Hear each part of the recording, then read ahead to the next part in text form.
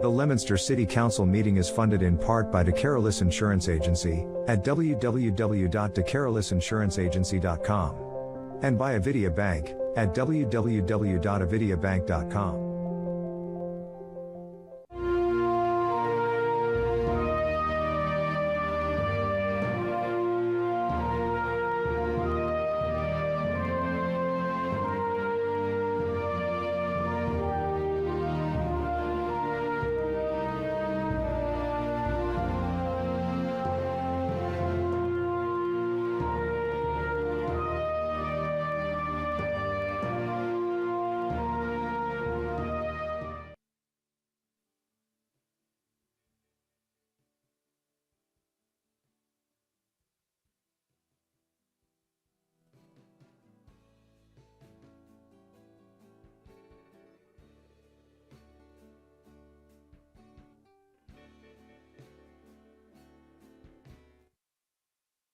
Proceed with the public hearing on 29-25. I am indeed, Mr. President.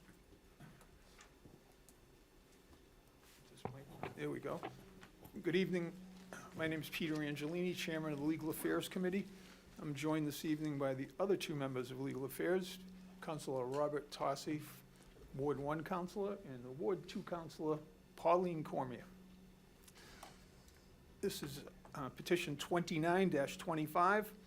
Elizabeth Wood, on behalf of the Planning Board, requests to amend the zoning ordinance pertaining to the floodplain, federally mandated update to floodplain district EP, Article 6, Section 22-34, see attached language. Let me just give the council a brief update. So we received sort of a first draft from Brian Riley at Copeland and Page on Friday afternoon, and the clerk, I know, distributed it to everyone today. I've also been told that the planning board will be taking this matter up on April 7th at 7 p.m.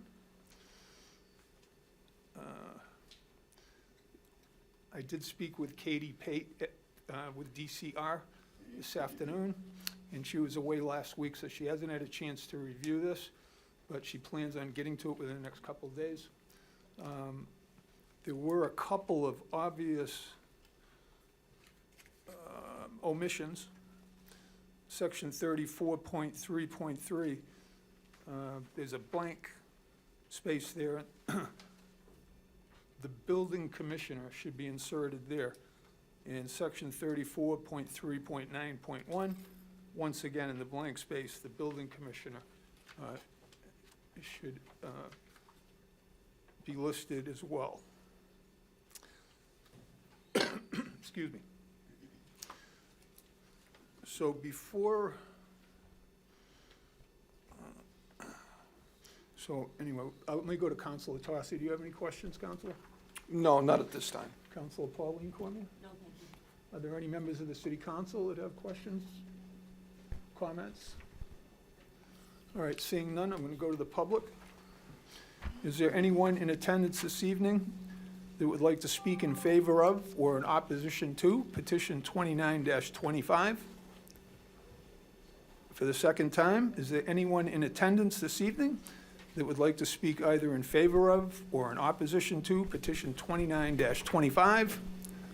And for the third and final time, is there anyone in attendance this evening that would like to speak either in favor of or in opposition to petition 29-25?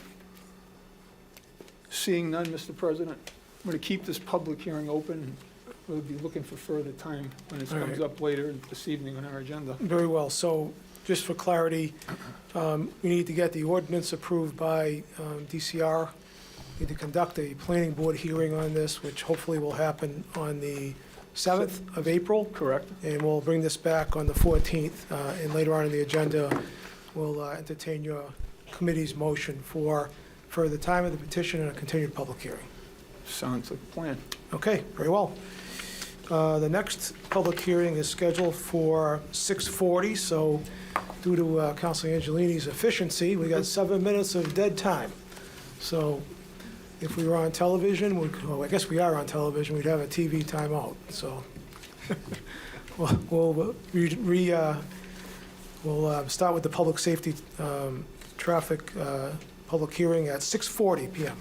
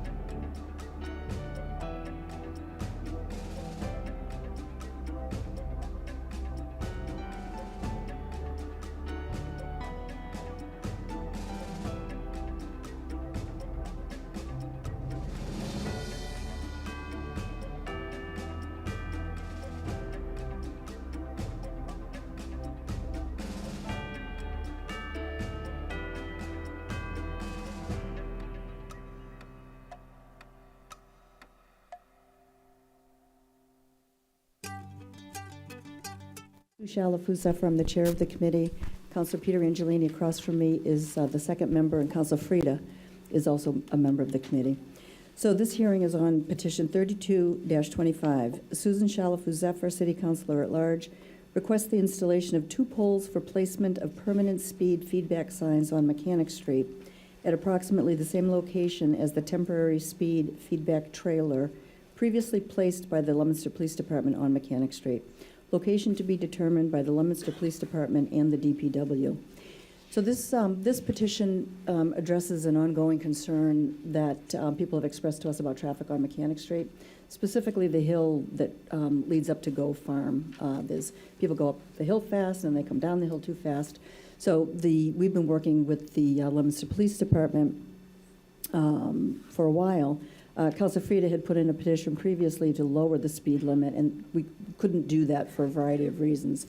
But as part of evaluating that petition, the Leominster Police Department did put temporary feedback sign trailer on Mechanic Street, and that really helped collect data that showed when people saw the flashing light that told them how fast they were going, it really had an impact on how people drove. So this is a follow-up to that, and we have a recommendation. I thought that Sergeant Robichaud from the Traffic Department would be here this evening, and I guess he couldn't make it. But we do have a referral both from the Police Department and from the DPW. And the plan at this point is to put in 2 speed feedback signs, one heading up the hill and one heading down the hill. So at this point, I guess I'll read the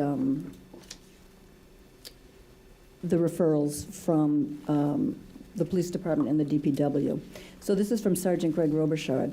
Good afternoon. Thank you for the opportunity to provide my input. I support the installation of these permanent poles, and this petition is really about getting the poles installed. It isn't for the feedback sign specifically, but it's to get the poles. You have to have a petition passed by the City Council in order to get telephone poles or poles like this installed. So thank you for the opportunity to provide my input. I support the installation of these permanent poles for the mounting of speed feedback signs and related equipment. I worked with Mr. Joe Poria to determine what the best course of action would be to mount these signs, and we determined that the industry standard permanent stand-alone base with aluminum pole would be the most durable and cost-effective manner. The particular signs being installed are powered by solar and batteries and do not require an electrical tie-in to a utility pole, which gives us flexibility in their placement. They do require a pole sturdy enough to support the equipment that will be mounted on them. The locations we've selected have a similar setback to currently installed utility poles, so they would not present any more of a hazard than the currently installed utility poles. If anyone has any questions, please feel free to reach out. Thank you. Sergeant Robichaud, Leominster Police Traffic. Second referral is from Mr. Poirier, who works for the DPW. He said, I support this petition, and I will be doing the installation of the signs along with the DPW and maintain them afterwards. Any questions, feel free to call. So at this point, I would go to my committee to see if there are any further questions on this petition. Councilor Angelini, have any? Councilor Frida. No, I certainly agree with putting the poles up and having the speed monitors. I just think it's interesting, though, after the petition I put in, we had so much police activity up there, checking the speeds, monitoring all summer long, and in the fall, and it was determined there wasn't really a need for a speed study because they couldn't really determine a lot of speed activity. But it seems like everything we've been hearing in the past couple of months is that there's a traffic issue there. So there really seems to be some confusion, and I think we still should push to have a traffic study up there because it's certainly, it's just confusing as to, what people feel is happening up there and what the police report show. But this will certainly be a step in the right direction. Mm-hmm. It's definitely a step in the right direction. I think the data that Sergeant Robichaud shared with the City Council certainly proved to me that there wasn't a problem, and I think it was there for a couple of weeks anyway. So I think that, putting these 2 signs, going in opposite directions, I think will also help ascertain and continue to monitor, I think, the traffic in that area. So at this point, I'll open up to City Council. Does anyone on the council have any questions to follow up? Counselor Tossing? No, not at this time. Okay. Now we open it up to the public. If there's anybody in the public who would like to comment on this, you can stand up to the microphone right there, and you need to state your name and address, please. Christina Marama, 549 Mechanic Street. We have had plenty of accidents in front of my own home. We have large boulders on our property now. I've had 3 vehicles go through my front yard, one of which there is a police report. I don't have it, but I can get it. And someone's going to get killed there because, you're putting all the, the traffic poles up the road. There's a problem right there, too, because we're on a slight curve. And if my son and I were ever right there at my little flower bed, we'd be dead. He blew out our flagpole, our flower bed, and landed in the neighbors next across the street from me. It's not safe. And we asked for a traffic study years ago. We've tried contacting the mayor with no response. Years ago. We don't have sidewalks. I mean, it's a dangerous spot. It is. Yeah. So I don't want to hear that there's no kind of, misinterpretation of traffic there. There's a lot of speeding. It's not just going up the hill. It's that whole general area. Thank I you. understand, thank you. Is there anybody else who would like to speak either in support or opposition to this petition? Please state your name and address, please. Sure. So, Jace Connor, 147 Johnny Appleseed Lane. I guess first, Councilor Chalfo, thank you for putting this forward. To Ms. Frieda, I would say, I don't really, as a resident, I don't think there's any confusion as to the safety and the concerns that we have. I know probably 16 months ago, over 98 of us signed the petition requesting that there be some mitigation effort. And that wasn't because we were bored and had nothing to do, it was because we were concerned. And I think that when you have an enhanced presence of police, people learn that now police are there, and so they slow down. But when the police aren't there, it's kind of fair game to ramp up that road or whatever. So our reality hasn't changed for people, Johnny Appleseed Lane, Cecilia, all the abutting roads, that reality hasn't changed. And so 16 months ago, we asked for some mitigation. You all approved it. Nothing was done. So I appreciate that now we are 16 months later having a follow-up. And I don't know if that helps to clarify, but I'm in full support of it. So thank you. Yep, thank you. Okay. For a third and final time, does anyone in the public wish to speak either for or against petition 3225? I do. Thank you again. Please state your name and address, please.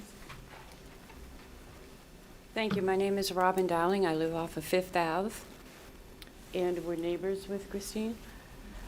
I'm curious, and I don't mean this sarcastically, so please bear with me. I'm curious to see if any of you have walked or sat along that stretch of Mechanic Street from Cumberland Farms to even the Johnny Row. Have you tried to walk it? I take the bus occasionally, and I know there's school children that take the bus as well, and there's not adequate side road striping even, or safety for anybody walking. There are distracted drivers that will catch last minute that they're veering off the side of the road, and I have nowhere to go to jump except, So that's been a situation. And I agree with the gentleman that just spoke. Me as a driver, I guess I shouldn't say this, but when you do see those boxes, clocking your speed limit, you're going to slow down. Or it helps also with awareness too, which is helpful. I'm wondering if anybody has proposed speed humps, which I think would slow people down, because I think people get desensitized to speed limits or flashing signs or things like that. And I think the amount of distracted driving and veering off is an issue. But I'd like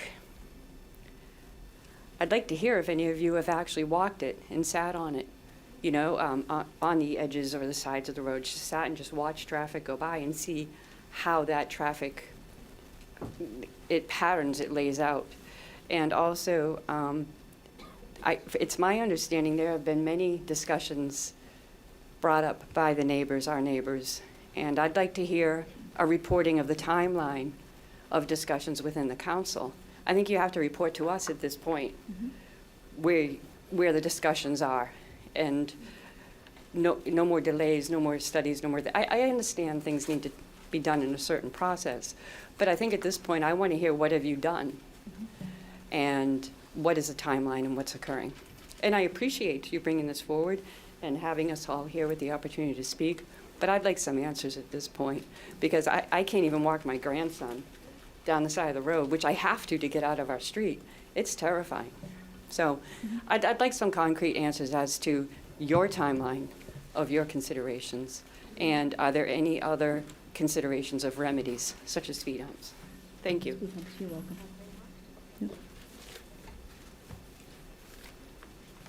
Hello, I'm Rosemary Kirusas at 7 Southers Crossing.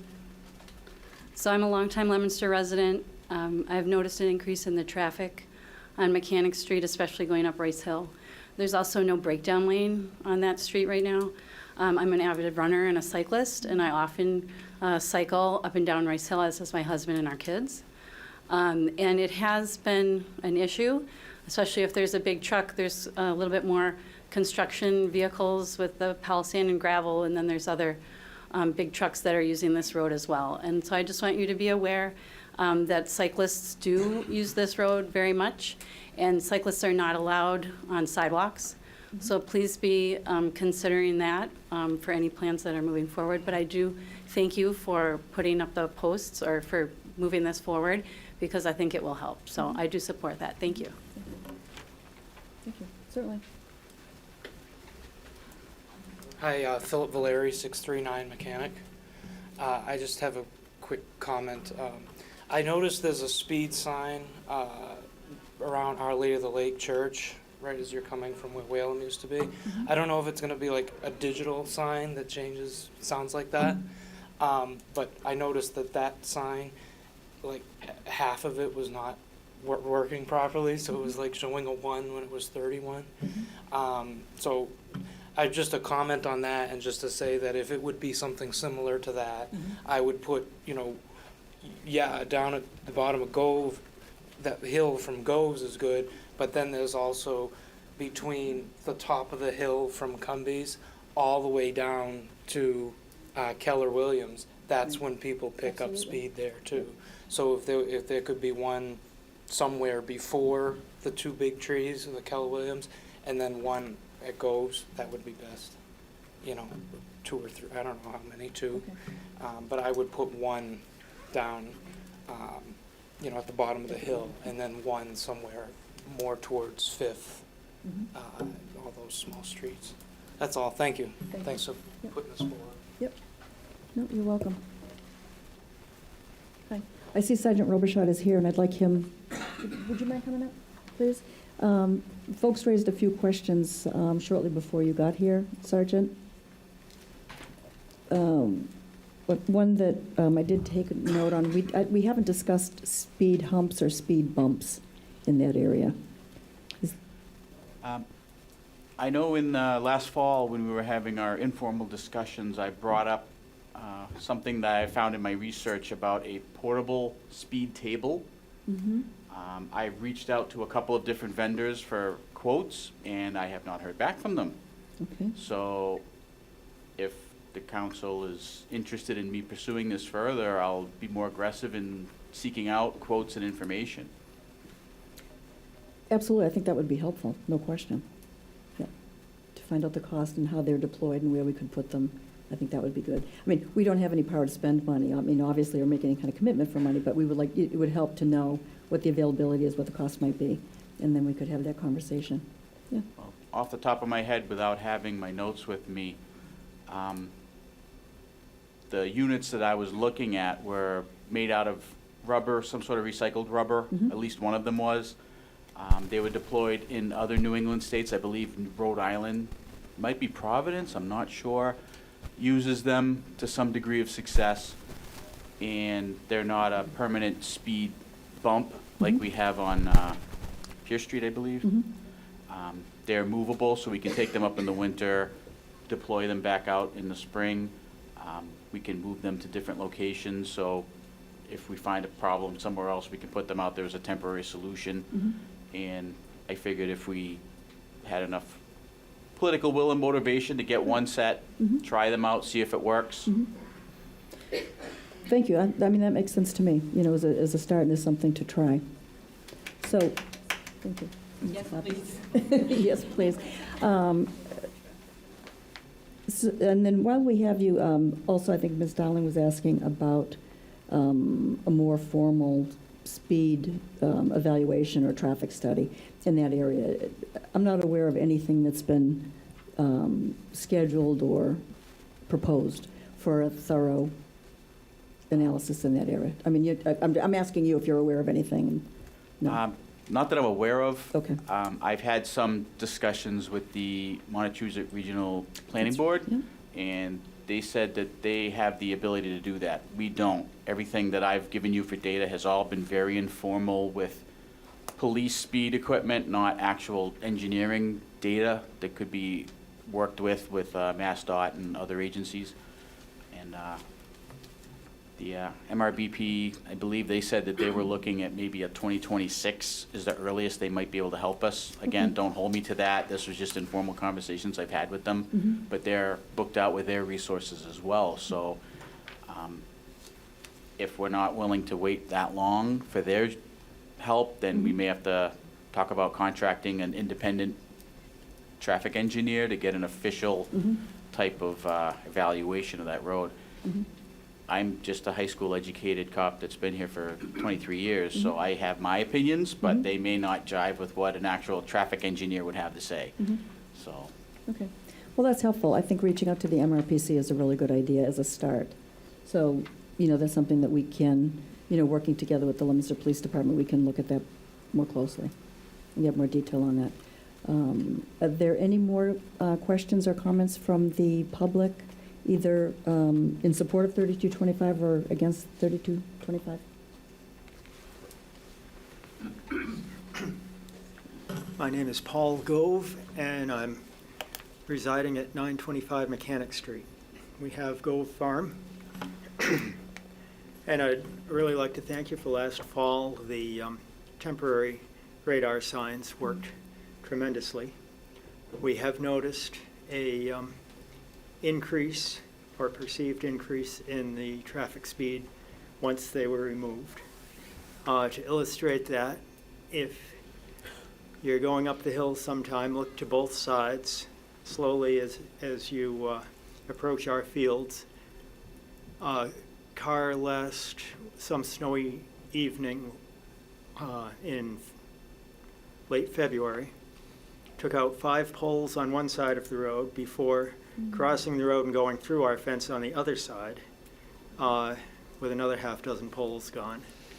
And that, to me, seems like it might have required excessive speed to accomplish that much. So we're looking forward to any possible improvements. And I appreciate your continued support of this. Thank you. Thank you. No, the plan, we have the poles. I mean, the city, my understanding is the DPW has the poles, Leominster Police Department has the signs. So this is, you know, I think a short term. I don't have a schedule, you know, from the DPW, but I imagine it'll be done soon. That's my understanding. Yes, without painting them into a corner, speaking with Mr. Poirier, he said that they're ready to go within the next couple weeks. Good. Good. Thank you. If there aren't any other comments from the public, Councilor Frida. Yeah, just to clarify, when I use the term confusion, I was going from, when I put the petition for the Goves, because we talked about traffic issues on that road, when you did some of the study on yours, we couldn't come up with a whole lot of speeding, and the report came back from my understanding, so that we couldn't change the speed limit because it didn't really justify it or validate that. And we all talked about having a traffic study would be the only accurate way to do it. So when I use the word confusion, it's like everybody now in the last couple months have been talking about how bad it is. And any reference, if you go back and look at some of the information back in the day, when the crossroads was built and some of the issues, traffic studies were mentioned then because it was so bad. When Piccolo Mondo building went up and that whole area went up, they talked about traffic studies then because there were traffic issues. So I think it's long overdue to have a traffic study. This is certainly a step in the right direction. And I think we need to still push the traffic study, though. I mean, I think that really needs to get done. And I don't know, we should look at it to see if we can ask the mayor to get a traffic engineer to do it now. 2025 is long, 2026 is, how long do you wait, you know? So. Okay, I'm Thank going to, you finished? It's 7 o'clock, so we're going to open the meeting. Please join us in the Pledge of Allegiance. Pledge allegiance to the flag of the United States of America and to the republic for which it stands, one nation, under God, indivisible, with liberty and justice for all. I'll next take the roll of the councilors in attendance, starting with Councilor David Cormier. Present. Councilor Pauline Cormier. Present. Councilor Arndinger. Present. Councilor Angelini. Present. Councilor Tossi. Present. Councilor Shalfo Zephyr. Present. Councilor Robbins. Present. Councilor Frida. Present. And I shall be recorded as present. All 9 members of the council are in attendance. Does the chairwoman of records have a report? I do, Mr. President. I have reviewed the minutes from the March 10th, 2025 meeting. I find them to be in good order, and unless there's any suggestions, I would ask that they be placed on file. Very well, that may be done unless there's an objection. Councilor Frida? Yeah, I do have a couple of objections, and I apologize for not having a chance to look at them sooner than this. But on page 2, when I mentioned that I thought we were violating the open meeting law, at the end, it was because it wasn't on the agenda, which is why I thought it was a violation. Also, lower on that page, under 2925, Katie Pate says she's with the program within the Department of Conservation. It's Conservation and Recreation. Is the full title. And on the last page,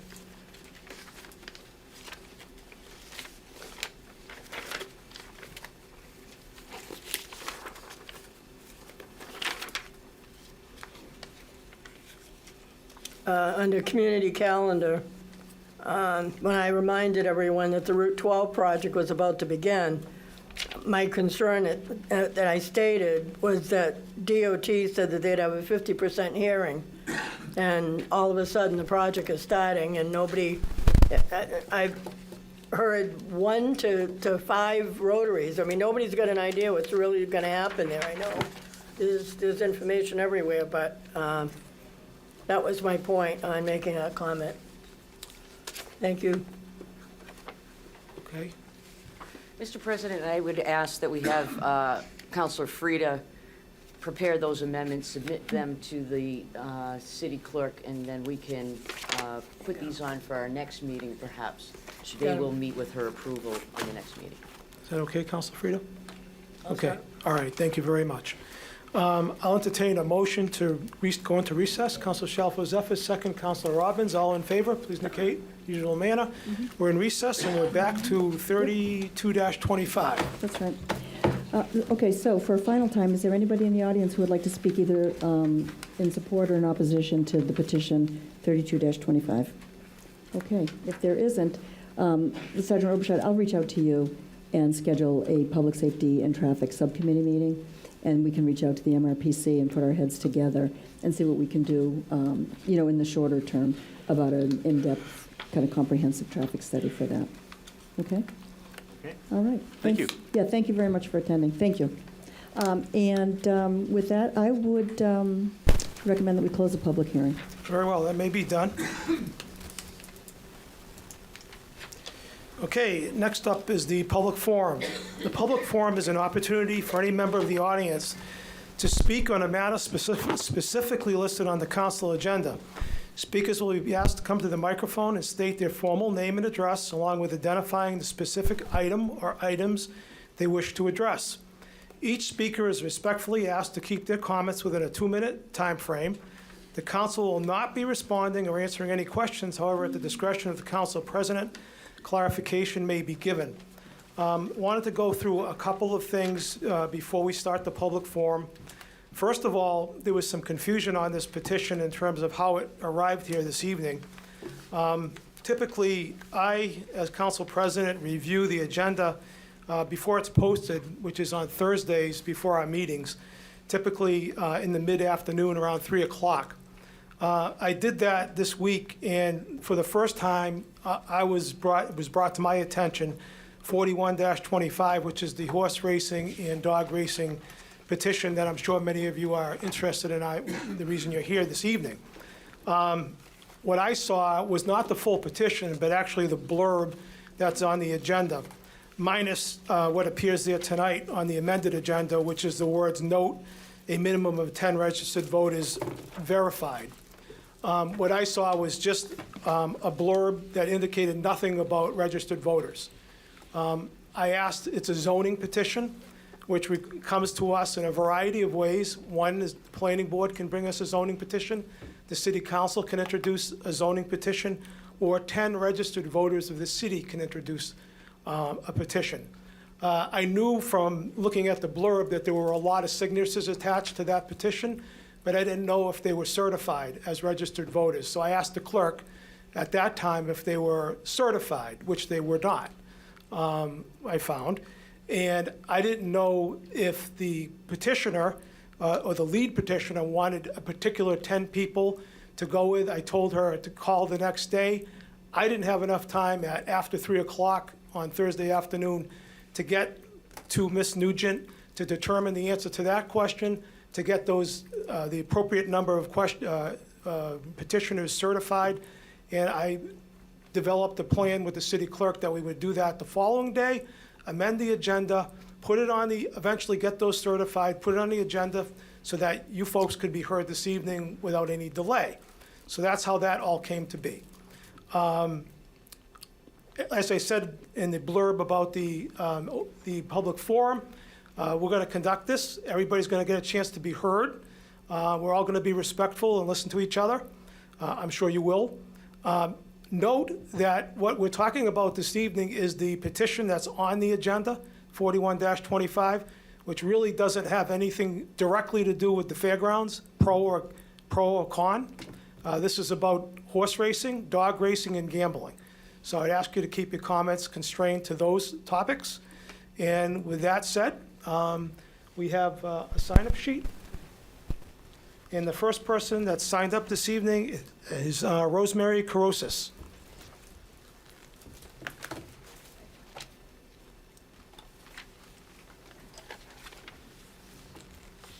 Good evening. My name is Rosemary Kirusas, and I am a Leominster resident. I've been in here for the past 25 years, and I'm fortunate to be able to work in town as a nurse practitioner, and I also have a background in public health research. So I have concerns about the impact of gambling on our community that this dog or horse racing venue would have. So recent public health research found that socioeconomic improvements are promised, but that modest economic benefits are realized in urban neighborhoods and they're unsustainable. Increased accessibility and availability of gambling venues due to proximity could increase gambling participation, which could in turn increase gambling-related harms to the individual gambler, their family, and the community. A recent article in the Journal of the American Medical Association noted that on average, a person with gambling disorder affects 6 significant others. Gambling-related harms include negative impacts on physical health, relationships and family life, mental health, employment, education, substance use disorders, partner violence, child maltreatment, and they can contribute to illegal behaviors. The majority of gambling-related harm is experienced by people who do not have gambling disorders. Specifically, a recent study for the Massachusetts Gaming Commission found that individuals who are not problem gamblers experienced about 70% of all gambling harms. This would also put additional strain on our already overloaded healthcare providers. Gambling already negatively affects our community. Any proposals such as a dog or horse racing track that could increase accessibility, availability, and acceptability of gambling within our community should be met with extreme caution. Therefore, I would support the petition to ban horse and dog racing in Leominster. Thank you. Thank you. The next person signed up is Michael Caputo.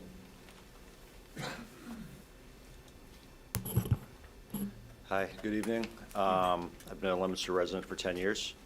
Similar to what the young lady just said before, I believe that gambling has been allowed to have an incredibly large expansion in our society.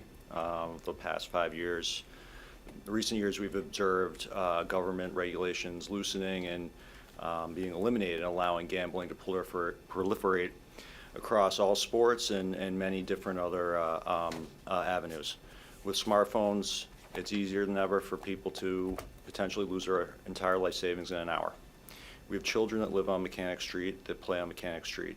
Do we want them to be looking at another reminder of a potential way for them to fall into a bad habit that could debilitate them? I'm also concerned about the horses. You know, that horses do suffer, that when they are injured, they are often killed. And so I totally disagree with this, with the idea of having legalized gambling, horse gambling in the Leominster city limits, so I am for the petition. Thank you. Thank you, Mr. Caputo. Next up is Scott Single.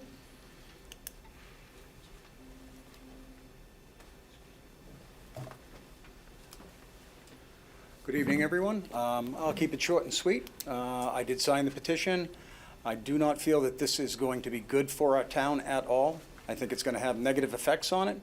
I have actually lived and worked next to a racetrack, and it was not positive for the community. Short and sweet. I don't want it here, and I beg you to listen to this and don't bring this into our town. It'll hurt our community. Thank you, Mr. Single. Next is Natalie Higgins, our state rep. Good evening. Natalie Higgins, 333 Elm Street. I'm here in support of petition 4125. Horse racing wagering in the Commonwealth is set to sunset on December 15th of this year. Many of you may be aware that the legislature continues to extend these provisions a few years at a time. The proposal in front of the legislature right now only extends it for another 2 years. Massachusetts has been a leader in animal welfare protections. In 2010, ballot question number 3, supported by 1.6 million voters, ended greyhound racing in Massachusetts. Leominster supported that ballot question. In 2023, the Massachusetts legislature passed a law to end the simulcasting of greyhound racing for races happening outside of the state. The Massachusetts Gaming Commission Division of Racing has some really helpful resources. There's a report from July 16th, 2012 that highlights the downward trend of the racing industry within the Commonwealth.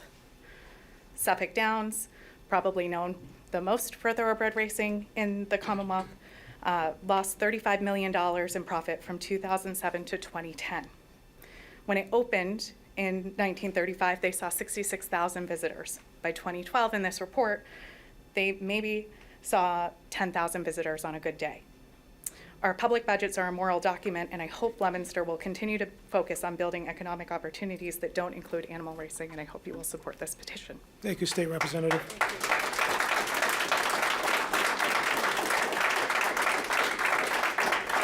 Next up is Matt Leal. If I'm pronouncing that correctly. Sorry if I'm not. Okay. All right. Never done this before, so. It's all right. Thank you. Matt Leal. I've been a Leominster resident for about 10 years, and I appreciate the opportunity to speak. So I wrote a little blurb here. So I'm here to voice my strong opposition to the introduction of horse or dog racing in our city. While some may see it as economic development, these forms of entertainment often come at a high ethical and social cost. First, both horse and dog racing have well-documented histories of animal cruelty, from harsh training methods to neglect, euthanasia of animals who are no longer profitable. And I don't think this is kind of legacy that we want our city to be associated with. As others have said, brings gambling, which can contribute to addiction, financial hardship, strain on local families. And I guess I think there's better, more sustainable ways to encourage tourism, economical activity, and ways that align with our values, build a stronger future for our residents. So I urge the council to reject any proposal related to horse or dog racing and instead invest in development that truly benefits our community. Okay. That's it. Thank you, Mr. Leal.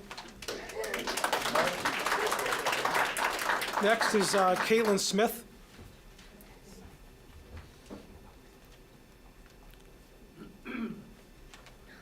Good evening. Good evening. Caitlin Smith, 194 Prospect Street. I'm a Leominster resident of 6 years, and I spent my career in animal welfare. The space required for an animal racetrack with wagering would be better utilized for projects that support Leominster's large and diverse population rather than prey on it. Racetracks and gambling facilities famously target people in poverty, and gambling is known to be extremely addictive. Leominster already has enough problems with drugs and economic crimes, and any economic benefit from a racetrack would be dramatically outweighed by new and worsening problems that, quite frankly, we do not need. Furthermore, the life of a racing horse or greyhound is not one that you would want for your own pet or indeed any thinking, feeling animal. They are isolated, stressed, and frequently injured. Retired racehorses, many of whom began racing before they were even fully grown, are frequently sold at livestock auctions for 50 cents a pound and shipped to Canada or Mexico to be slaughtered and turned into dog food. Leominster does not share the values that make this industry possible. Animal racetracks are not popular, and they are getting less popular all the time. They seem seedy, dated, they are associated with organized crime, and they are out of touch with the city's spirit and trajectory. Historically, Leominster is a manufacturing town, not an agricultural one.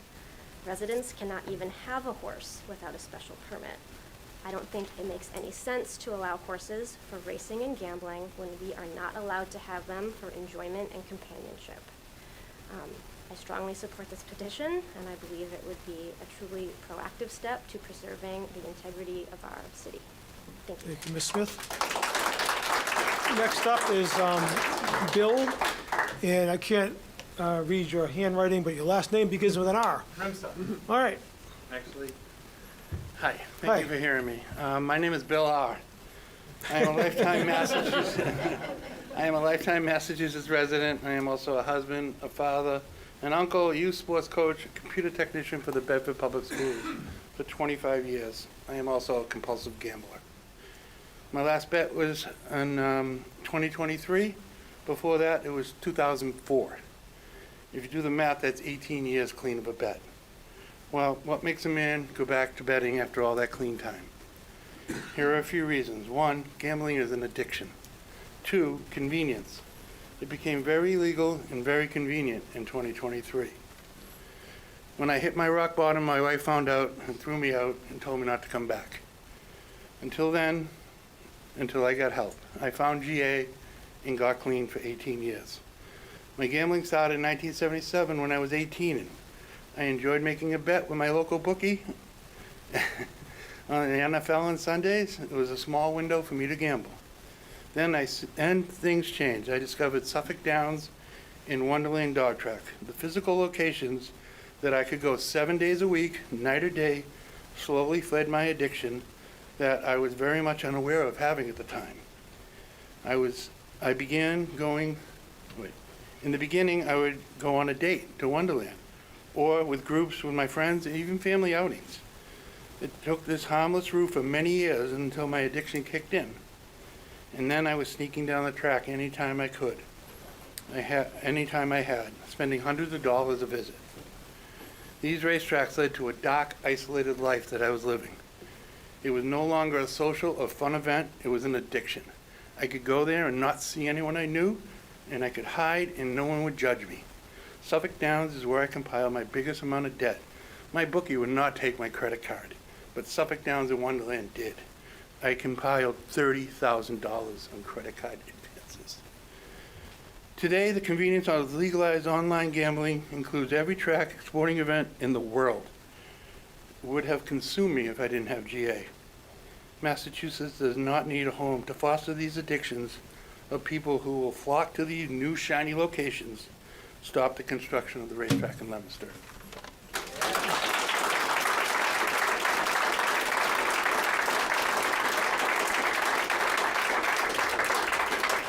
Kimberly Quinn.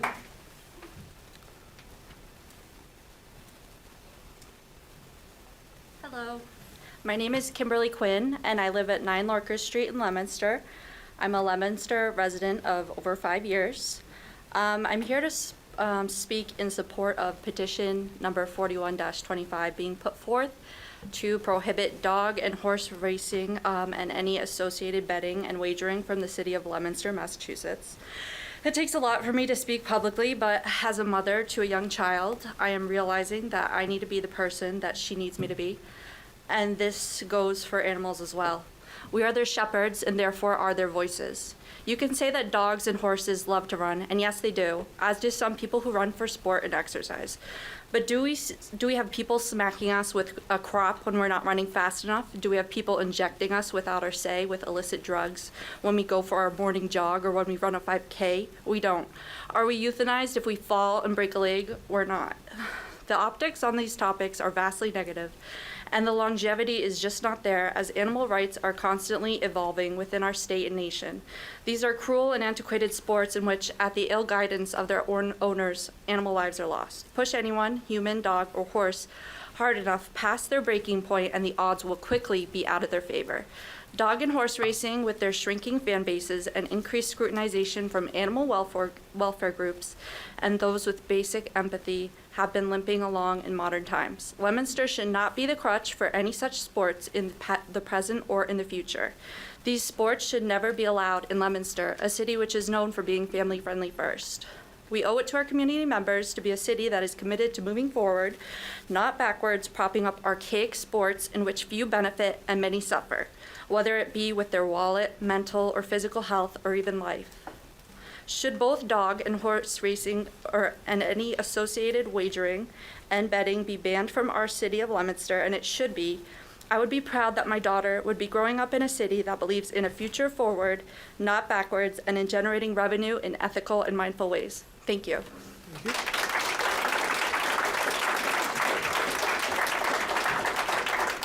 Lisa Nugent.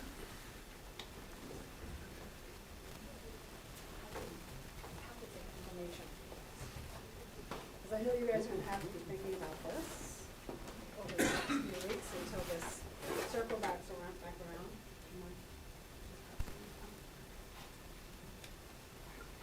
I hate public speaking, so if I pass it up here, just roll it out of the way and move on.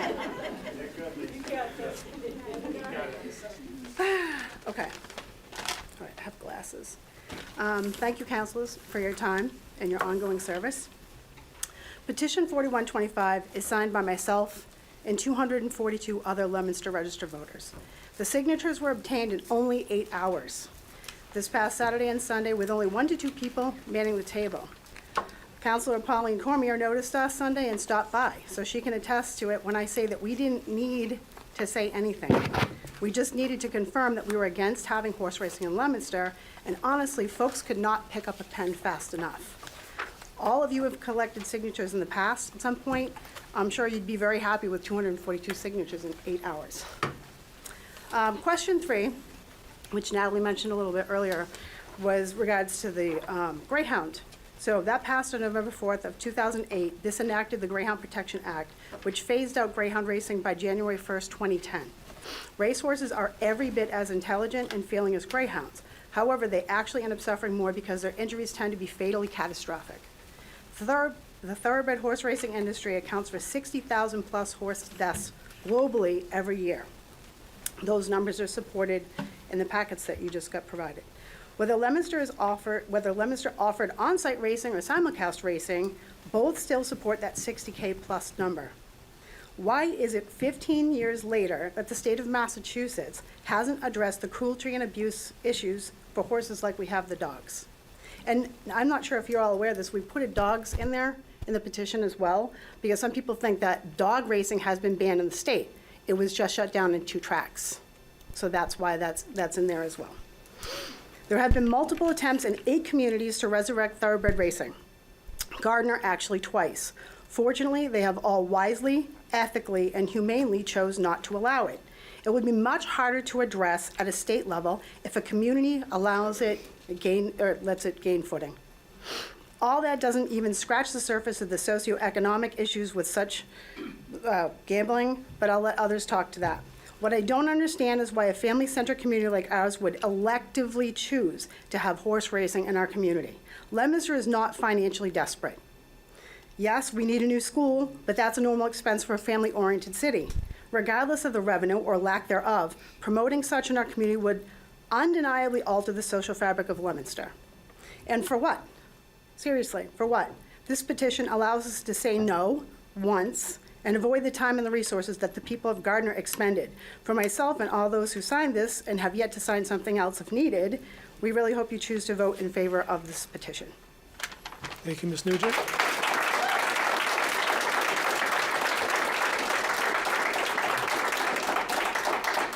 Karen Loomis is next.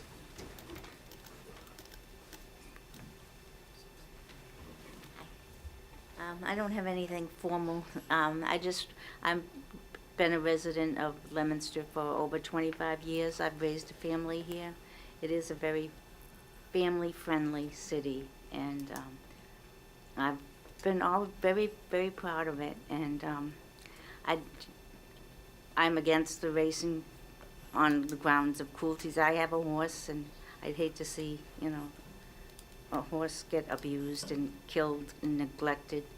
The increase in crime, the longitudinal studies that have said that indicated that cities financially have been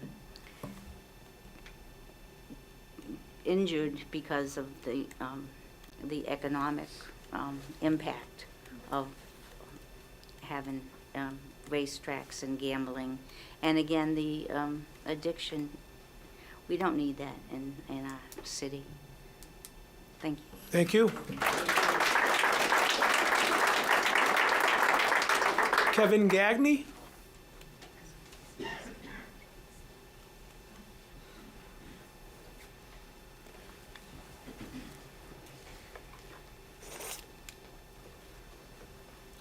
Hello, my name is Kevin Gagney, 15 Arrowhead Road.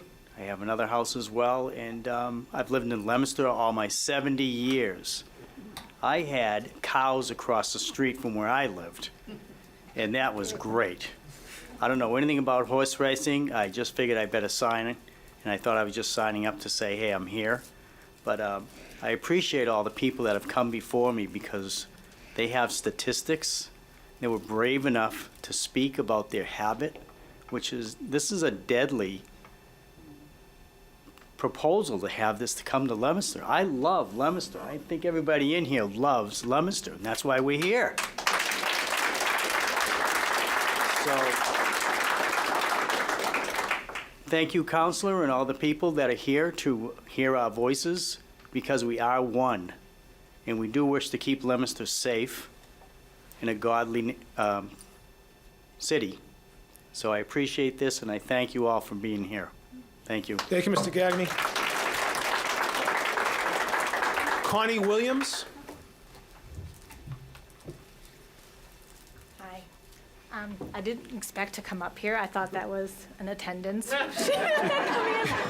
You don't need to speak, but we welcome your thoughts if you have I'm them. going to, because and the reason I didn't know, because this is the very first city council meeting I've ever been to, because Well, I've welcome. never really, well, it's not that I haven't cared, but, yeah, so, but I'm here because I saw it on Facebook, and I really feel very strongly about opposing any animal racing anywhere, let alone Leominster. I've lived here for 20 years, over 20 years, and I've just love this city. I raised my children here, and it's been such a family-friendly, always new activities and things. There's a lot of things now that I wish had existed when my kids were little that exist now, and I'm excited for when I have grandchildren to bring them to all the festivals and things. And when I heard about the possibility of horse racing in Leominster, I was honestly shocked, because that is not a representation of this city and the people that live here. And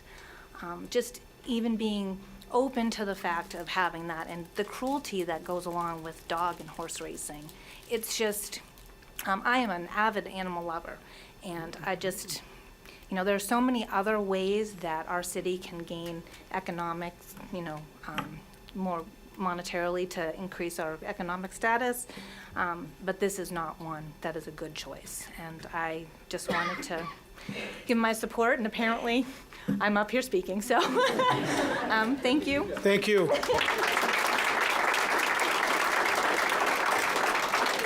The last person on the sheet that signed up is Phil V.I.V.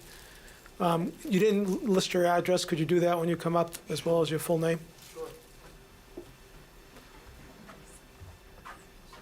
Hi, Philip Valeri, 639 Mechanic Street. I agree with everything everyone already said that is in support of that Ms. Nugent's petition. But I'd like to say one observation I've made standing against this is that, to any conservatives who might be on the council, you might think free market and economy and all that. I've actually found that this experience has made me really strong allies with liberals and Democrats and people I really never thought I'd get along with. But, to be honest with you, this is a populist message. This is a populist citizen message of people who are appalled by the proposal, by those people who had that proposal. So I would just like to say I am proud of everyone who's, spoke for the first time. And, don't be afraid to speak your mind. And I appreciate your story, sir. Thank you. And Representative Higgins, thank you again. Thanks. Thank you, Mr. Valeri. Always good to hear tales of bipartisan efforts. We don't hear about that too often these days. Now, that's the end of the sign-ups, but, if you're not signed up and you care to speak, please approach the podium, give us your name and address and your thoughts. Mr. Fry? Good evening. I don't profess to be a horse expert, but my dad raced horses in the 40s. Could you just formally, for the record, give us your name and address? Oh, Henry Fry, 24 Dartmouth Street here in Leominster. Thank you, Mr. Fry. Okay. So my dad got out of the horse racing business around the time I was born, but I remember as a little kid, we had a barn full of racehorses that he boarded for other owners. And when I was about 8 years old, 9 years old, one day a bunch of trailers showed up and all the horses disappeared. And so I said, my dad, what's going on here? Because the horses used to go away for like 2 or 3 days when they'd run a race. And the reason they were gone for 2 or 3 days with only one race is that the horses were like elite athletes. They really got jazzed up for racing, and they had to rest so they wouldn't get hurt in the trailer coming back to the barn. So when all the horses disappeared, I asked my dad what was going on. He said, well, some of the trainers that had these horses were doing stuff I didn't really agree with. So I told them to all get out of here. A week later, we were in the saddle horse business. The point being is that there's a lot of stuff that goes on in the barns and in the paddocks of the racetracks that are really probably not ethical or legal. And we really don't want that kind of stuff here in Leominster. Thank you. Thank you, Mr. Fry. Would anybody else like to speak this evening?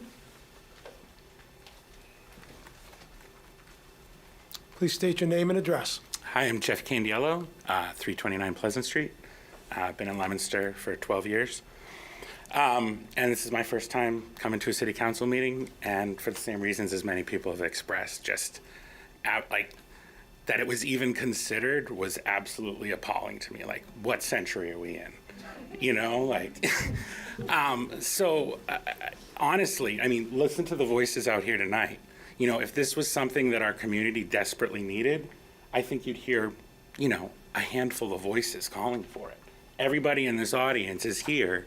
Everybody who has spoken with one voice, and that this is not Leominster, this is not our community, and these kinds of activities are not welcome here. So if any of you decide that you want to vote against this proposal to ban, you've got some questions to answer to your constituents. So thank you. Thank you, Mr. Candiano.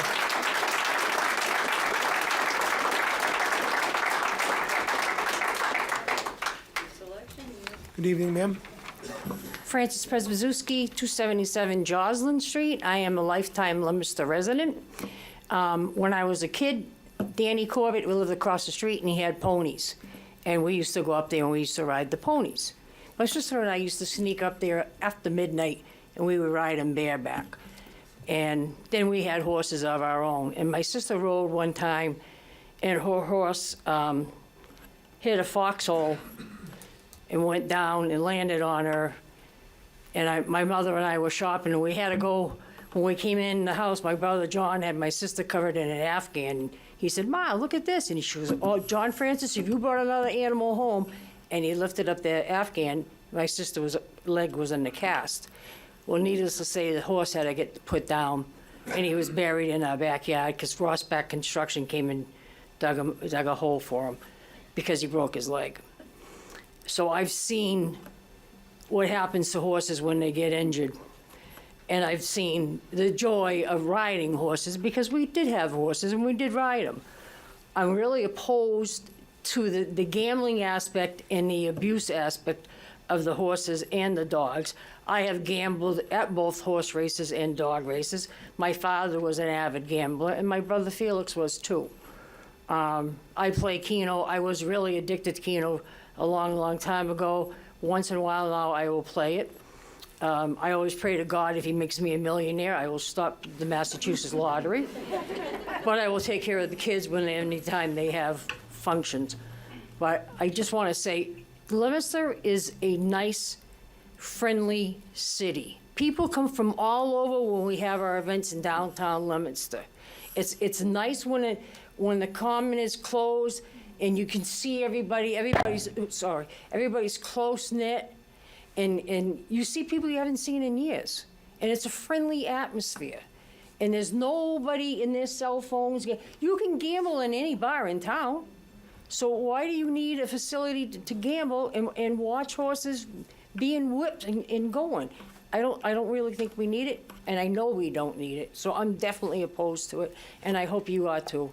I hope you listen to everybody here and take that and sleep on it and say no to the horse racing and the dog racing for Leominster because we don't need it. Thank you. Thank you.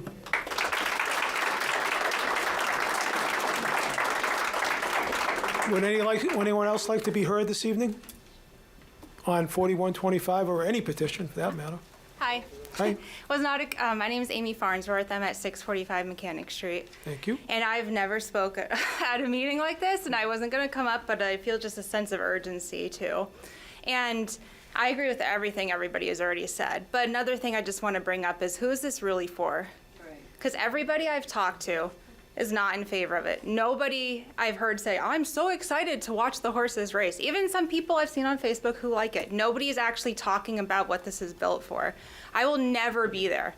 And I don't think anybody here will ever attend. So who is going to attend these horse racing? People from other towns? I don't know.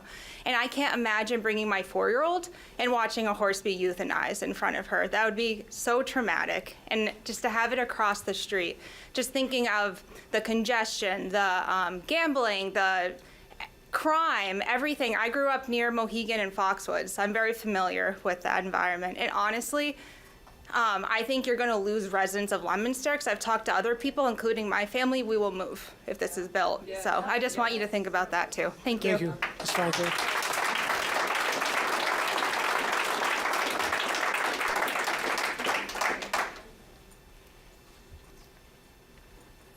Good evening. I am Mark Moran. I live at 36 Maple Avenue here in town.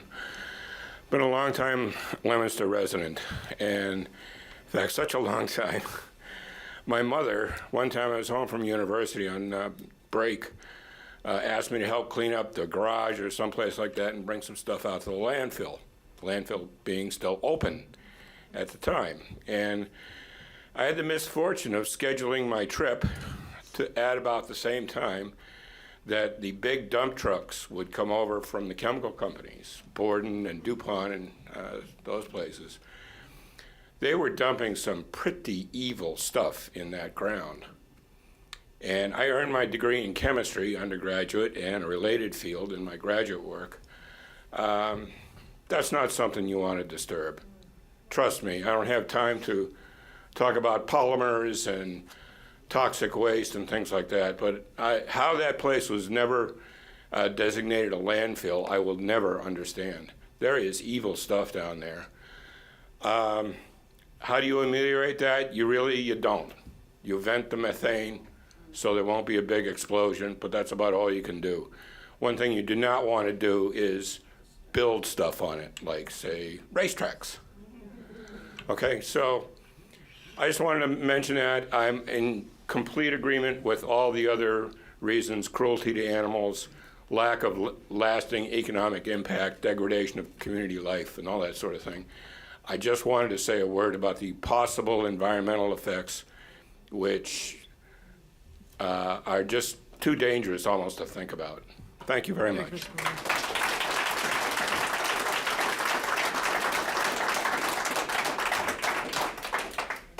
Is there any other member of the audience that wishes to speak in the public forum this evening?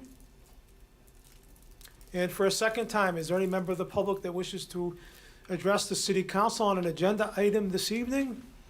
And a third and final time, is there any member of the public that wishes to address the City Council on an agenda item this evening?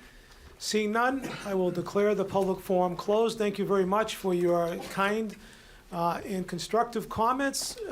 We appreciate your attendance this evening, and have a good evening. Thank you. You're more than welcome to stay and watch the rest of the proceedings as well.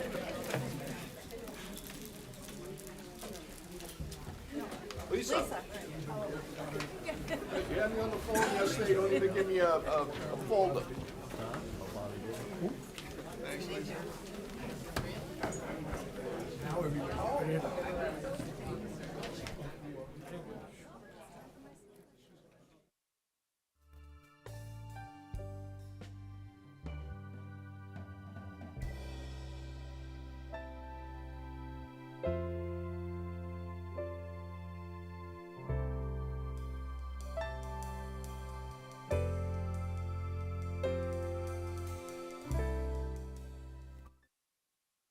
C-52. Dean J. Mazzarella, Mayor, requests that an appropriation of $5,610 be made to the Twin Cities Rail Grant account, the same to be transferred from the Twin Cities Rail Trail Lease Payments account. C-52 is referred to the Chairman of Finance. First time on the calendar, Mr. President, regular course. Very well, C-52 has been given regular course. Moving on to appointments. And C-53. Dean J. Mazzarella, Mayor, requests the appointment of the following to the Board of the Assessors: Steve Spagnuolo, Term to expire. term to expire 4/15/25. Okay, C-53 is referred to the Chairwoman of Ways and Means. Thank you, Mr. President. Regular course, and could we request a copy of Mr. Spagnuolo's resume? And I would like to schedule an interview, if we can do that as well. Yeah, we're going to schedule his interview for April 14th, our next meeting at 6:10 p.m. Thank you, Mr. President. Moving on to C-54. Dean J. Mazzarella, Mayor, requests to adopt the attached ordinance update. This ordinance update to Chapter 16, Personnel, Section 16-30 of the Leominster Revised Ordinances reflect the non-union employees' salary and wage adjustments for the fiscal year 25 through fiscal year 27 time period. Excuse me, but the folks in the back, could you take the conversations into the hallway or upstairs? We're trying to conduct a meeting. Thank you very much. C-54 is referred to the Chairman of Finance. First time on the calendar, Mr. President, regular course. Very well, C-54 has been given regular course. Moving on to C-55. Dean J. Mazzarella Mayor requests to adopt the attached updates. This ordinance update to Chart 16 Personnel, Section 16-30 of the Leominster Revised Ordinances reflects, number one, Leominster Fire Department salaries and wage adjustments for fiscal year '25 through fiscal year 2027, and number two, Department of Public Works salary and wages adjustments for fiscal year 2025 through fiscal year 2027. All right, so what I'm going to do, because I know Councilor David Cormier has a conflict on the fire department portion, I'm going to refer the fire department portion only to Councilor Pauline Cormier, which would be C-55, number one. Thank you, Mr. President. First time on the agenda, regular course, please. Very well, C-55, number one has been given regular course. And now I'll refer C-55, number two, which is the Public Works section, to Councilor David Cormier, Chairman of Finance. Thank you, Mr. President. That will also be given regular course. I will be able to vote on everything except the fire and the EMT. I will be given regular course to the rest of it. Thank you. Very well. Moving on to C-56. DJ Mazzarella Mayor requested an appropriation of an estimated $15,000 be made to the DPW highway account, the same amount to be transferred from the collective bargaining expense account. The retroactive portion of $74,803.64 for all DPW departments will be paid from collective bargaining.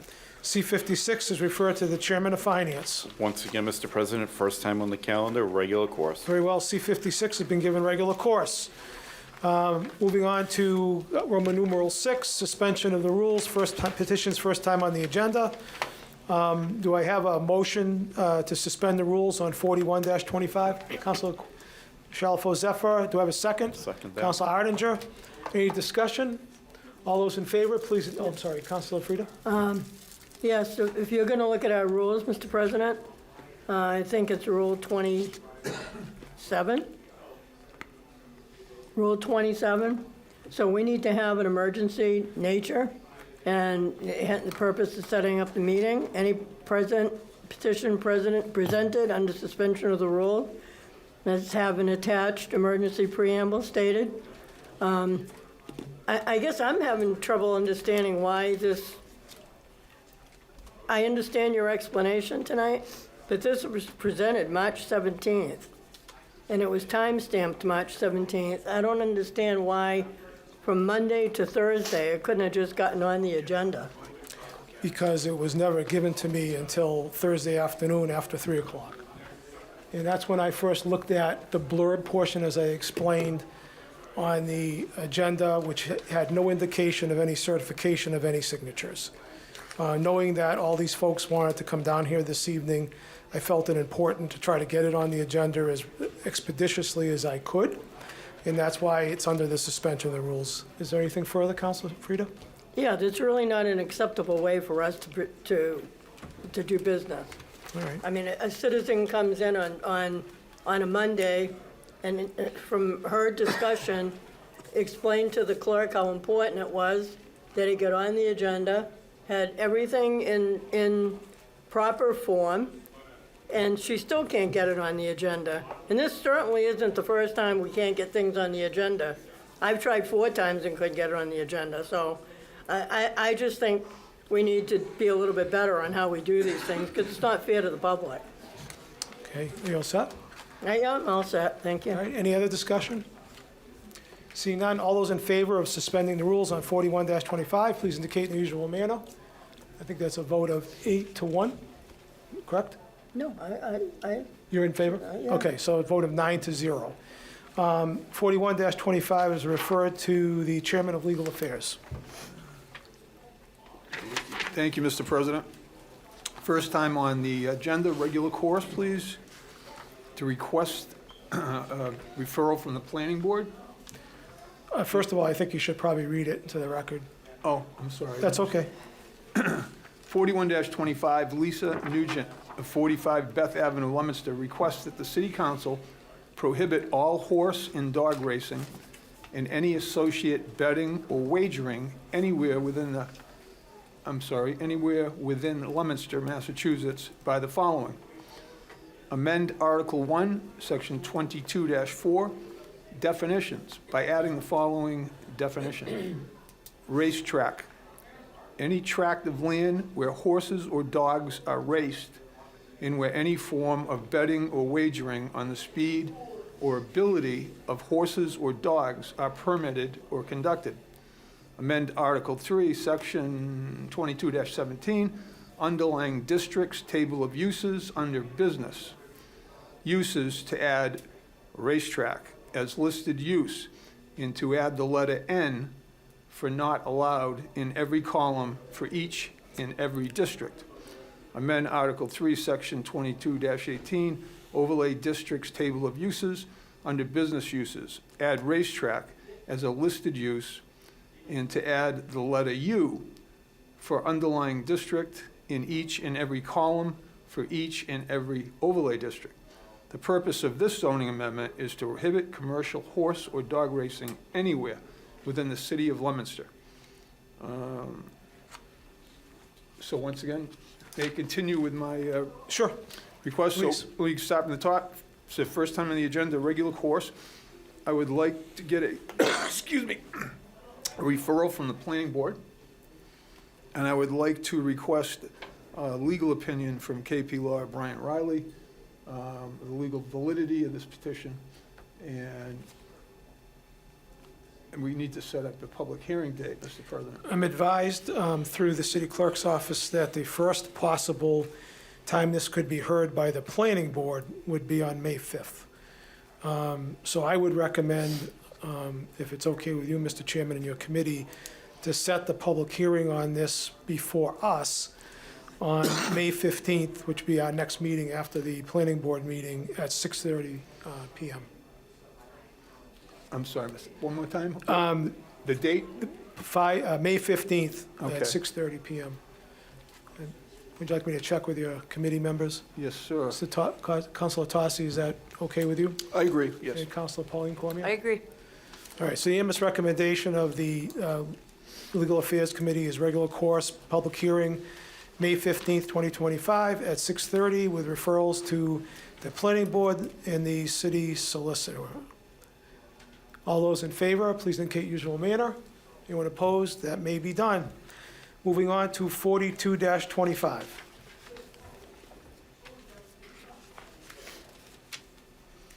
Massachusetts Electric Company, DBA National Grid, and Verizon New England Incorporated request permission to locate poles, wires, and fixtures, including the necessary sustaining and protecting fixtures along and across the following public way. Torrey Circle, National Grid to install one JO pole on Troy Circle, beginning at a point approximately 367 feet northwest of the center line of the intersection of Willard Street and Torrey Circle. National Grid to install one new 35-foot Class 3 pole and anchor numbered P2-50 on Torrey Circle, to reposition the overhead lines that have been knocked down by dump trucks per the customer's request, Leominster, Mass., location approximately as shown on the plan attached. Whereof it prays that after due notice and hearing as provided by law, it be granted a location for and permission to erect and maintain poles and wires, together with such sustaining and protecting fixture as it may find necessary, said poles to be erected substantially in accordance with the plan filed herewith marked Torrey Circle, Leominster, Massachusetts. This is the way this comes from them, right? Yes. Yeah. I wonder if they needed a semicolon after dump trucks. It sounds like the dump trucks knocked the wires down per their request. Public Service Committee? Thank you, Mr. Sorry. President. Regular course with referrals to both the DPW and the Leominster Police Department, please. Okay. And do you want to set up a public hearing? Oh, yes. All right. We're pretty busy on the 14th. I don't know if there's an urgency to this, so would it be okay to go over to the second meeting, April? Yeah. All right, which is what? April 28th? And I don't think we have anything scheduled that night, right? So far? No, we don't. All right, so how about April 28th for the public hearing at 6:45. All right, so, you want to check with members of your committee to see if that's okay? Yes, please. All right, public service, we got, been a while since we did a public service. Council Frida I'm good with that. and Council Shalfo Zephyr. I'm fine. All right, so unanimous recommendation is public hearing on 4/28 at 6:45 with referrals to DPW and Leominster PD. All in favor, please indicate in usual manner, and that may be done. Moving on to matters before the City Council, starting with the financial report. Thank you, Mr. President. We have the opioid stabilization fund. We began with a balance of $518,703.20. We've added some proceeds from the state in the amount of $107,743.90. So far, we have spent $133,000, and that leaves us with a balance of $493,447.10. We have the capital stabilization fund. We began with a balance on July 1, 2024, and still have a balance, there's been no activity, of $2,193,191.62. The City of Leominster's stabilization fund, we began with a balance of $22,927,553.81. We've earned interest in the amount of $387,793.73. We have spent $1,134,350.45, and that leaves a balance of $22,180,997.09. And then the free cash summary was certified at $15,008,891. So far, we have either spent or repaid various accounts in the amount of $7,129,761.84, and that leaves a balance of $7,879,129.16. And that's the financial report. Any questions on the financial report? Okay, seeing none, we'll move on to finance and C-51. Is the chairman ready to report? Yes, Mr. President. C-51, Dean J. Mazzarella, Mayor, requests an appropriation of $1,750,000 be made to the health insurance expense account. Accounts the same amount to be transferred from the excess and deficiency account. For health insurance, $1,250,000, and retired insurance, $500,000. This is due to increases in enrollment and rates in the current year. We have a letter here dated March 6th from the mayor, respectfully requesting this amount. And it's due to increases in enrollment and rates in the current year. Additionally, the current year budget was based off of 2024 original budget and not the final budget. The additional appropriation that was added last year was not included in this year's increase. Those additional costs are carried into the current year as well. So basically, after speaking to the comptroller, we do have a shortfall. A lot of newer employees that come aboard with younger families, so it's not just a single person, it's a family of 2, 3, 4. And we all know, what in general increases have been to health insurance. So we have to make up for the shortfall. From what I understand from the comptroller, I think they're gonna be adding some more money to the budget next year to make the budget a little bit more actual. So we won't have this kind of a gap again next year. It'd be my opinion that we should grant C-51, and I'll ask that you check with members of my committee. Councilor Pauline Cormier? I agree. And Councilor Angelini? I'm in agreement as well, Mr. President. You've heard the unanimous recommendation of the Finance Committee to grant C-51. Is there any further discussion? Seeing none, all those in favor of granting C-51, please recognize in the usual manner. Anyone opposed? By a vote of 9-0, C-51 has been granted. Does the chairman have an order? Yes, Mr. President, order that the sum of $1,750,000 be made to the health insurance expense accounts, the same amounts to be transferred from the excess and efficiency accounts. This is once again for health insurance, $1,250,000, and retired insurance, $500,000.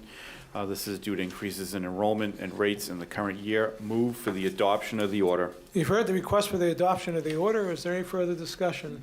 Seeing none, all those in favor of adopting the order, please indicate by saying yay. Yay. Anyone opposed? The order is adopted by a vote of 9-0. We now move on to legal affairs, and I am recused from C50, so I leave this to the capable Vice President. Thank you, Mr. President. I'm aware that we have two other members too, and you are welcome to step out now. Thank you very much. Let me read this in first. This is a matter before the Legal Affairs Committee. It's regarding the appointment of a Special Legal Affairs Committee for Communication C-50. At the last City Council hearing, it was determined that City Council President Mark Bedanza must recuse himself from presiding over matters related to Communication C-50. Additionally, Legal Affairs Chairman Peter Angelini and Legal Affairs Clerk Robert Tossi have conflicts and must recuse themselves from any involvement in this matter. As the current Vice President, I will serve as the acting President for all proceedings related to C-50. And given that I am the only remaining member of the Legal Affairs Committee, and to ensure compliance with open meeting laws and quorum requirements, I sought and received legal guidance from KP Law. I have that email with me, and I will read that in just a moment. And after reviewing City Council Rule 4, which authorizes the president to appoint special committees for specific matters, I am appointing a special legal affairs committee for the limited purpose of addressing the special permit issued to Middlesex Integrative Medicine at 25 Mohawk Drive and any related matters. The members of this special legal affairs committee are as follows. Councilor Claire Frieda will serve as the chairwoman. Councilor Susan Shalfo Zephyr will serve as the clerk, and Councilor Brandon Robbins will serve as the third member. This appointment ensures the continued handling of Communication C-50 in an impartial and procedurally sound manner. Madam Chairwoman, before I turn this over to you, I do have the email regarding this from Brian Riley. Is this something you would ask me to read in, or is this something you would prefer to? No, it's just the only thing I had questioned according to our rules is the special committee. I think that was the only thing that I had asked you about was, I just felt it should be a special committee formed by you to deal specifically with Middlesex Integrative Medicine. I didn't think it should be a special legal affairs committee because you already have one. That was the only thing I questioned. So in the email that in the interpretation that I got from Attorney Riley, I used the same exact language that he used when I put this into that, and that was, it's a special legal affairs committee for the limited purpose of addressing the special permit issued to Middlesex Integrative Medicine at 25 Mohawk Drive and any related matters to C-50 and this Middlesex Integrative Medicine. So it's his language directly. Yeah. So I'm going to turn this over to the chairwoman of the Special Legal Affairs Committee. All right. Thank you, Madam Vice President. Dean J. Mazzarella requests that the City Council hold a hearing on Middlesex Integrative Medicine special permit to operate a marijuana growing facility. It was given further time, regular course on the 10th, and we will give this further time tonight. There are a number of things that we need to get. We already got a couple referrals back, but I want to check with Attorney Riley. It was mentioned that in Luke Bolak's information that he spoke with some attorneys from KP Law. I want to find out who they are and have them present. We need to find out exactly, I know we can look into the hearing, but we need to find out exactly what the penalties can be. We need to review the ordinance and revisit that. So there's a lot of work to be done before that. So we'll give this further time till the next meeting. Thank you, Madam Chairwoman. Any other specific recommendations you want out? I know you're going to address this with KP Law. There may be more along the way. Okay. You know, I'm getting information from the Comptroller's office on exactly how much money we've received from them since the day they've opened, what the host agreement, we need to get a host agreement, find out how much we were entitled to, what hasn't been done, so we need to get all that information together and then have a subcommittee meeting. Thank you, Madam Chairwoman. And so the request is for further time. Would you like me to check with the other members of your committee? As to further time, Counselor Shalfo Zephyr I agree. and Counselor Robbins? I agree. Okay, so the request is for further time. Madam Clerk, do we have a recommended date? Next date would be? Next date we have is the 14th, but it's very busy that day, so 4/28, I would say. Madam Chairwoman, do you expect that we're going to be, can we put it out to 4/28, knowing how busy the next one is? And that would maybe give you some more time I to get a... would put it off to you saying April 28th? Yeah, for action, we can put it off to then, yeah. Correct, okay.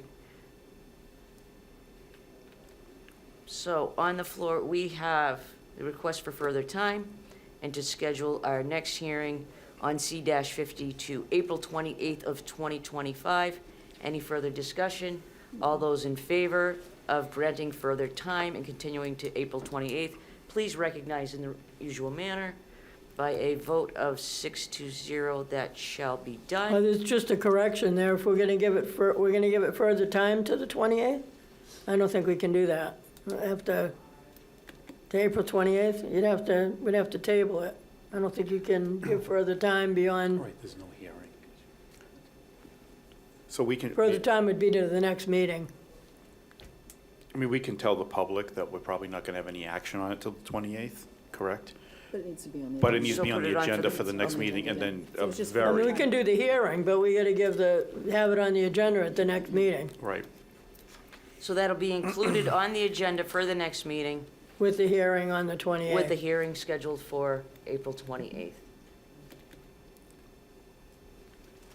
Thank you, Madam Chairwoman. And can we signal our city council president to return?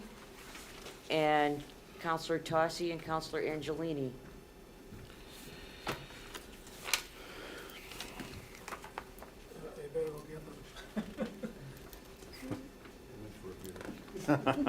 Not fair.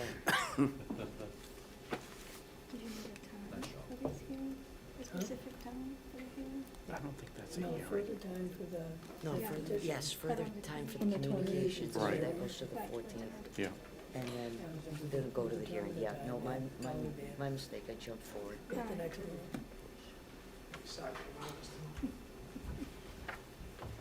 Come on, get a move on, get a move on, get a move on.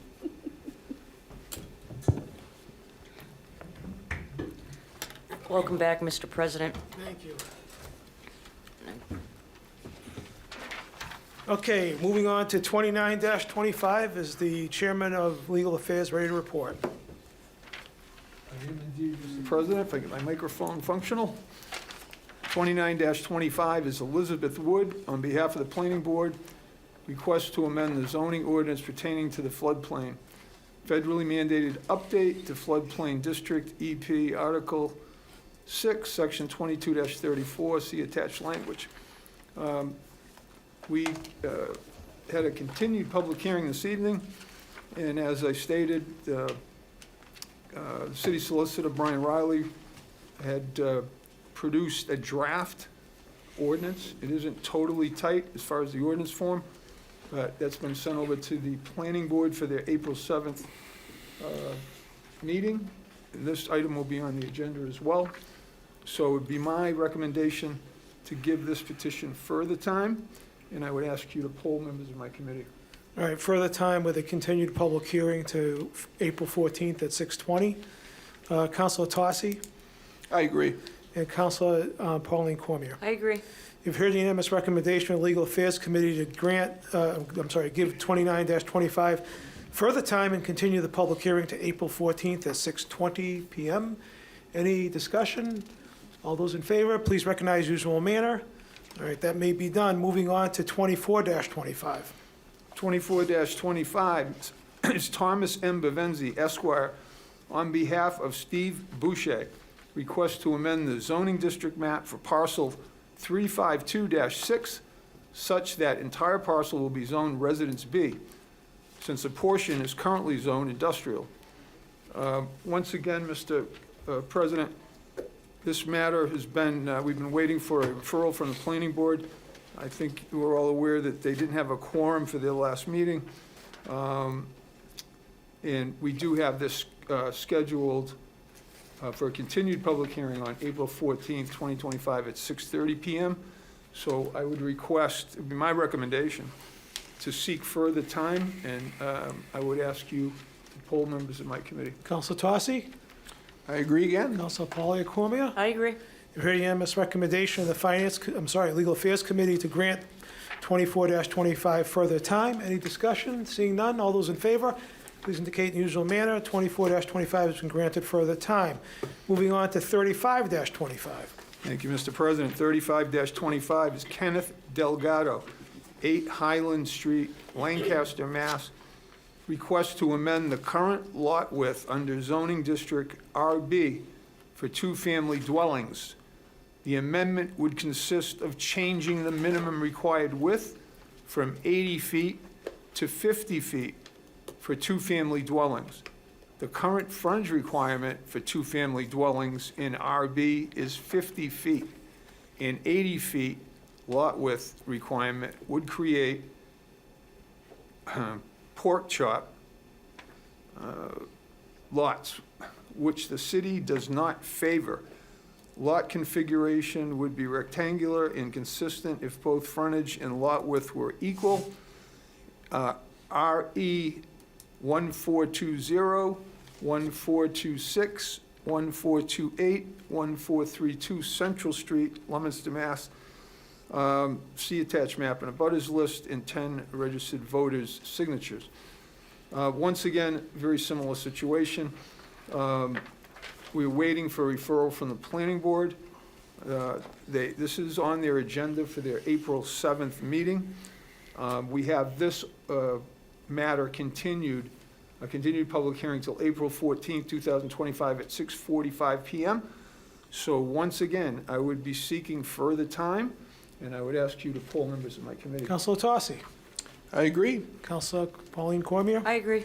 You've heard the unanimous recommendation of the Legal Affairs Committee to grant 35-25 further time. Is there any discussion? Seeing none, all those in favor, please recognize usual manner. 35-25 has been given further time. Moving on to Ways and Means, and 36-25 is the chairwoman ready to report. Yes, Mr. President. Mr. President, I don't know if the chair would consider allowing me to do the following en bloc. We'll do 37 through 40-25 in block, but 36-25 is a slightly different license, so why don't we do that one separately? Thank you. 36-25 North Central Mass Launch, LLC, doing business as Launch Leominster. Request to renew bowling alley license at 118 Commercial Road in Leominster, Mass. This was given regular course on March 10th. As per the application process, there needs to be a complete application, a letter in good standing from the Leominster Tax Department, the Leominster Police Department, their state certificate, as well as the insurance certificate. I can report that their packet is complete, and it would be my recommendation that we grant this license, renew this license, I'm sorry, and I'd ask you to check with members of my committee.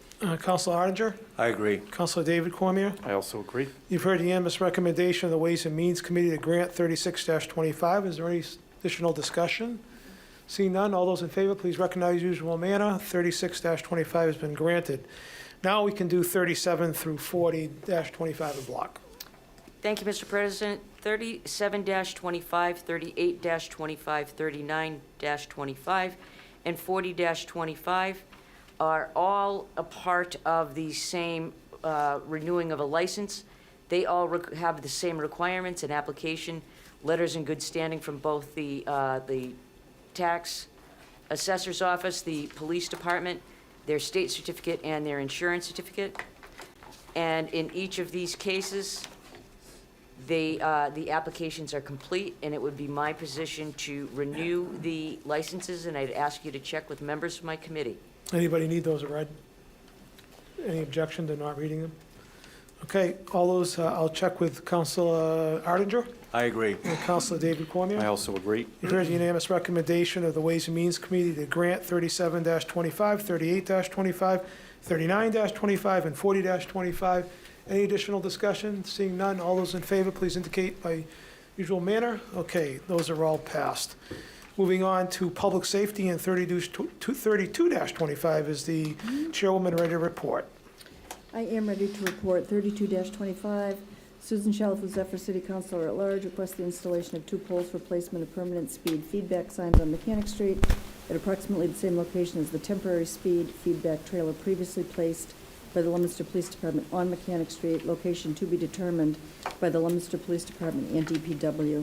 We had a public hearing earlier this evening. We heard from Sergeant Robichaud from the Leominster Police Department.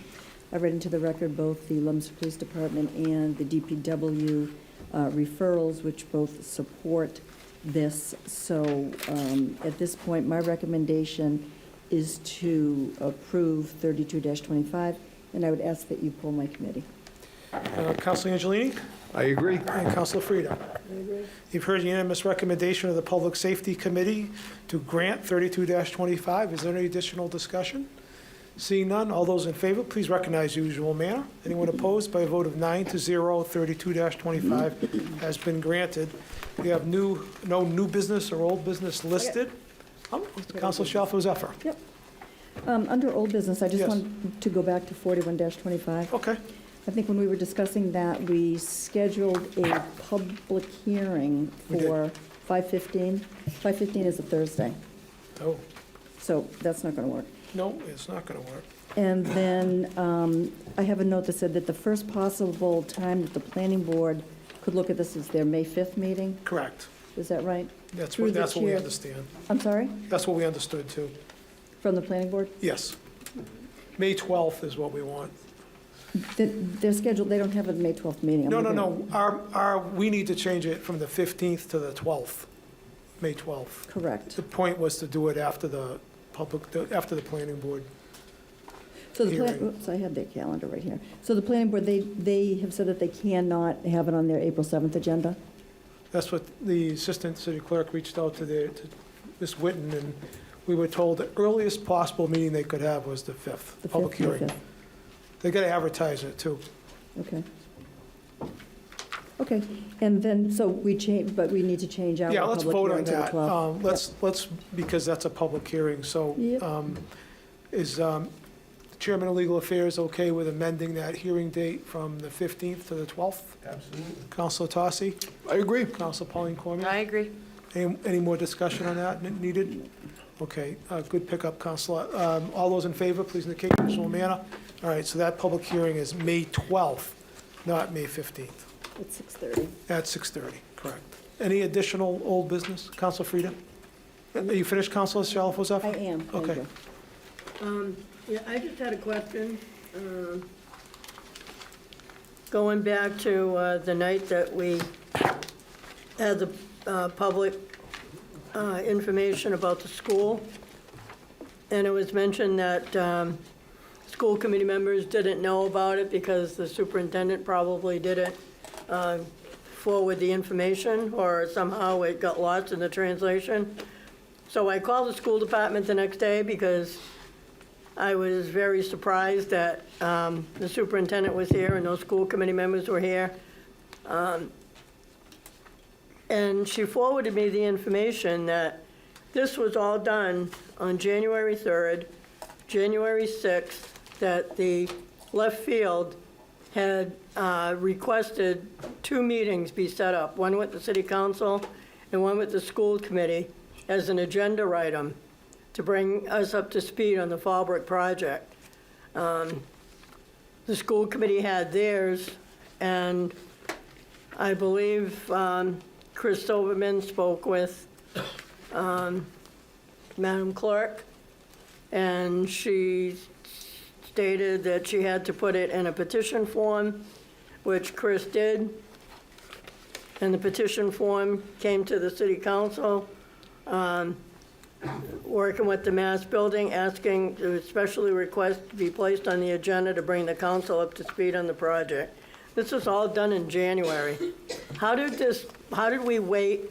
First of all, how did we wait until a presentation was done and tie it in without more public knowledge to the meals tax, which I think they're two separate items, even though one was supposed to support the other, I get that, and I'm not opposed to either one. And secondly, when something comes to the city council, it comes to the city council. It doesn't go to the council president. Council president puts it on the agenda and makes that decision.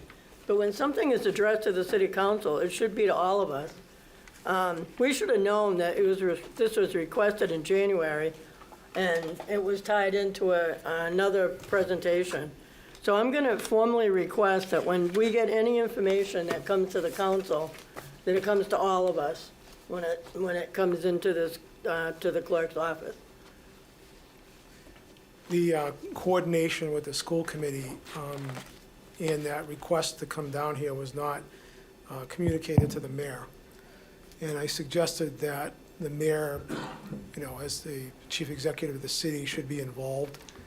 The gentleman from left field, Mr. DiCarlo, asked me to contact the mayor and coordinate it with the mayor. That's what I did. That's why it didn't happen in January. And that's fine, but shouldn't you have communicated that to us and said that we were requested to have an update on this project in January, and that you wanted to hold off until the mayor could bring it in? I just thought it was as a courtesy to the mayor, who of course is, important, and also a member of that building committee, that he should be involved. So I'm that's not why suggesting that we not be courteous to the mayor. I'm suggesting that we also be courteous to us. These are coming to the city council, and we're finding things out at the last minute or from somebody else on the street that something's happening and we don't even know about it. And that's not the way to do business, because we get asked, we're all voting on things. We should all know what's happening. And I am requesting that when something come in, that we all get the information, if it has to the city council, that we all get the information. Anything else? Councilor Shalfo-Zephyr? Yeah, I have a question. Why would the school department have had to send a petition to schedule a meeting with the city council? In petition form, I don't know anything about that. All I know is that there was a letter that came down from... Left field asked her to set up the I assume to forward to the clerk, not to set it up, but to forward to the clerk, and asked to have both of those done. Asked to have a meeting set up with the city council to talk about the project. That's correct. That's fine. I mean, the letter would suffice. I had no problem with that. I just thought that they should include the mayor as part of the prospect.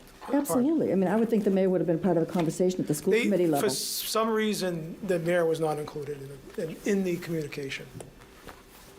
He didn't know about it. So I talked to Mr. DiCarlo. I said, I think you want to have the mayor involved. He agreed. He asked me to coordinate it with the mayor. That's what I did. Okay. But I'm going to second Council Frida. Anything that comes to the city council in the clerk's office should be distributed to everybody on the city council. Just on the record, yes, it does. Good. And my instruction is when we get something Yep. that needs to go to the city council, if it is a petition, it goes to the city council president. I was instructed to do that. That is what I do. If anything is given to Maribel follows course that she always has, but if that changes, we certainly will do anything that I am asked. And great, thank you. Just a clarification, this isn't looking at you. This is something that's been happening a long time.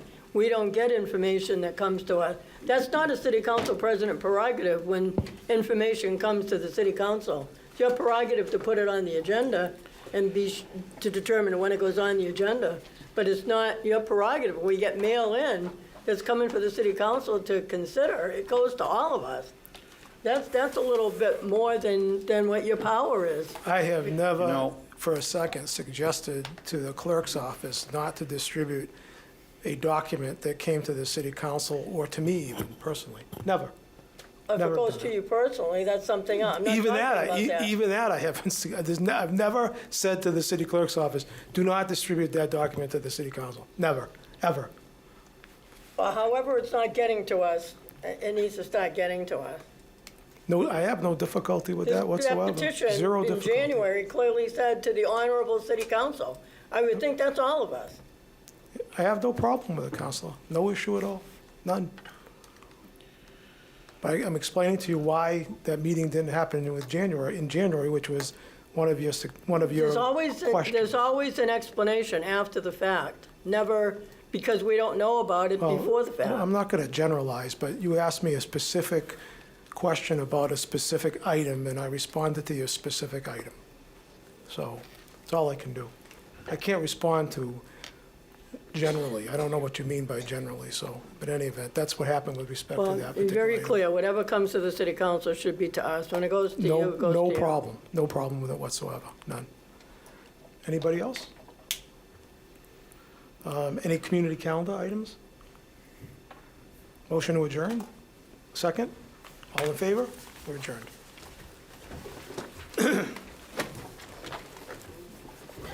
The Leominster City Council meeting is funded in part by DeCarolis Insurance Agency at www.decarolisinsuranceagency.com and by Avidia Bank at www.avidiabank.com.